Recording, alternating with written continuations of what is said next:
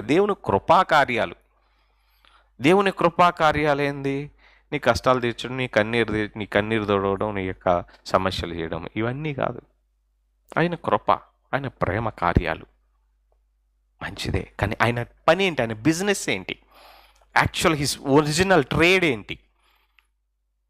ఆయన ఒరిజినల్ వృత్తి ఏంటి?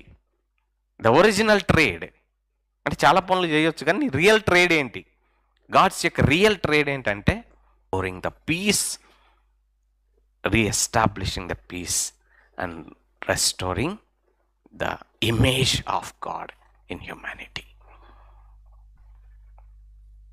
క్రీస్తు యొక్క రూపము మీలో ఏర్పరచబడు వరకు నాలో ప్రసవ వేదన కలుగుతున్నది అన్నాడు.